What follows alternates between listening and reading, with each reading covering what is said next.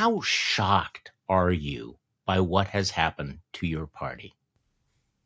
Really stunned. And really, I think part of this story is a story of just, in some ways, it's been heartbreaking, but just disbelief. I spent a lot of time working in countries around the world that, where throughout history they had experienced something similar to what we've gone through, countries that aren't free.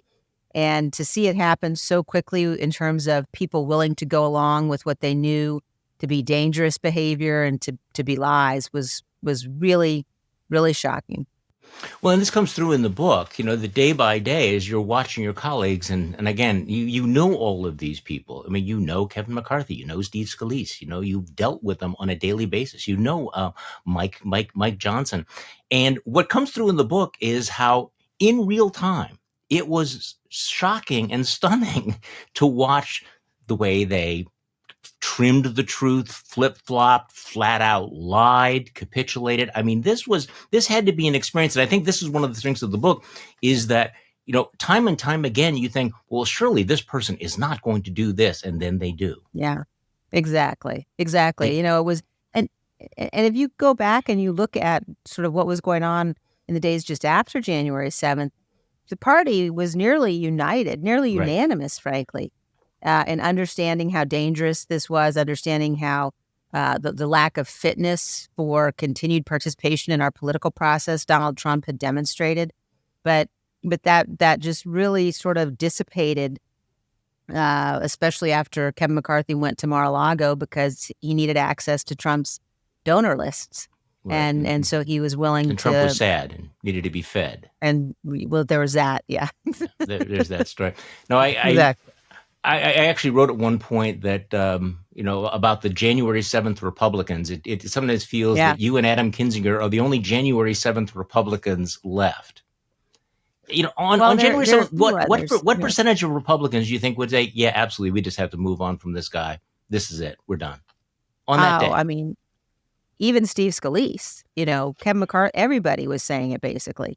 And the other thing that was going on was, you had people like Tom Cole, who was then the ranking member of the Rules Committee, telling us, listen, this what Donald Trump did here, this was impeachable. There's real grounds for impeachment. We have the memo from the senior Republican staff on the Rules Committee laying out why his conduct was in fact impeachable.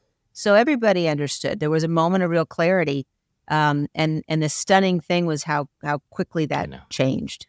I know that you are committed to doing everything absolutely possible to prevent Donald Trump's reelection, that is the worst case scenario.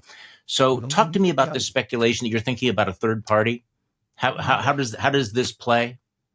Yeah, I mean, what I've said is I haven't made any decisions yet. And, the last thing that I will do is anything that will help Donald Trump. Yeah. There are some people today who say, well, if you're opposed to Donald Trump, then you need to automatically endorse the Democrat. And my view is I'm not confident at this moment that the Democratic Party, we don't know exactly who the nominee is going to be, but I'm not confident they can beat Trump. I think that it would be irresponsible at this moment, frankly, to say we're going to put all of our eggs in that basket. They have to prove that they can defeat Trump. And I think it's going to take, frankly, more than that. So I think that we'll know more in the next couple of months. We'll see who the Republican nominee really is. We'll see who the Democratic nominee is.